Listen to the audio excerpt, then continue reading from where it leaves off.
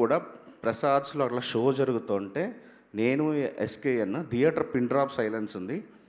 నేను ఎస్కేఎన్ బయట స్క్రీన్ 4 బయట ఒక టేబుల్ వేసింటే అక్కడ కూర్చొని పోయింది ఈ సినిమా అనుకొని ఇద్దరం కళ్ళలో నీళ్ళు పెట్టుకున్నాం. బట్ చెన్నై లవ్ స్టోరీకి నేను ఎక్కడో నమ్మాను. అంటే ఒక మంచి సినిమా ఇది, ఖచ్చితంగా ఒక డిఫరెంట్ సినిమా, ఓ మంచి సినిమా. ఎక్కడో సెకండ్ హాఫ్లో అక్కడక్కడ ప్రాబ్లమ్స్ ఉండొచ్చు, కానీ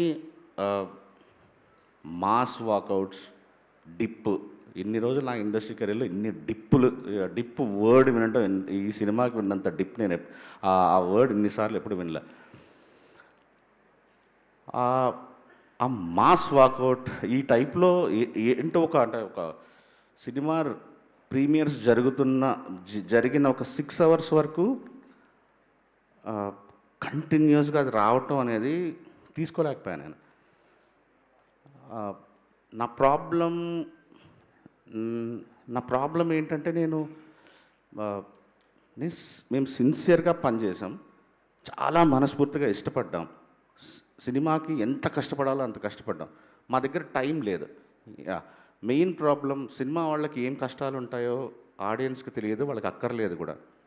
నాకు ఈ డేట్ మిస్ అయితే తర్వాత స్పైడర్ మ్యాన్ ఉంది, మంగాపురం ఉంది, తర్వాత ఇంకా కంటిన్యూస్గా ఎవ్రీ వీక్ నాకు అక్టోబర్ నవంబర్ వరకు ఇంకా డేట్స్ లేవు.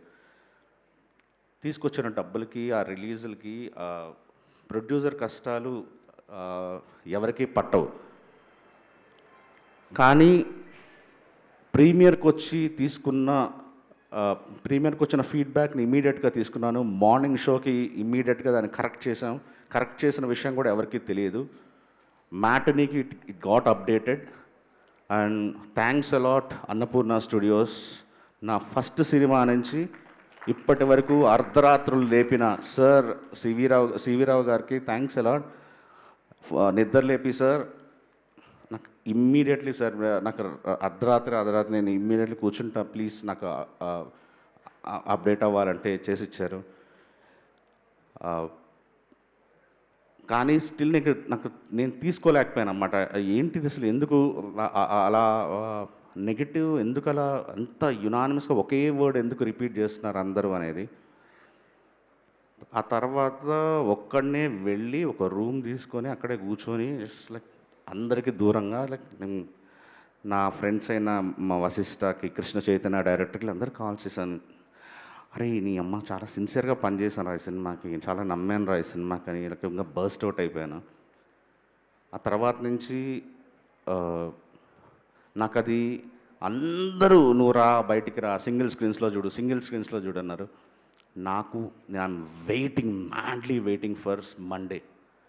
నాకు మండే మార్నింగ్ షోలు వస్తే కానీ నేను ఈ సక్సెస్ని నెత్తికెక్కించుకోను. మండే నాకు మార్నింగ్ షోలకి జనాలు రావాలి.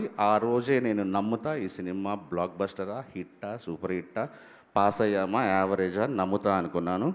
నేను నిన్న మార్నింగ్ షోలు చూసిన తర్వాత ఎస్ మనసు పెట్టి సినిమా తీసాము.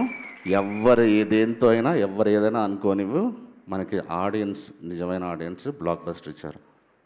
Thanks a lot, love you. Thank you Rajesh garu, thank you so much. And ఇప్పుడు ఎస్కేఎన్ గారిని మాట్లాడవలసిందిగా రిక్వెస్ట్ చేస్తున్నాం.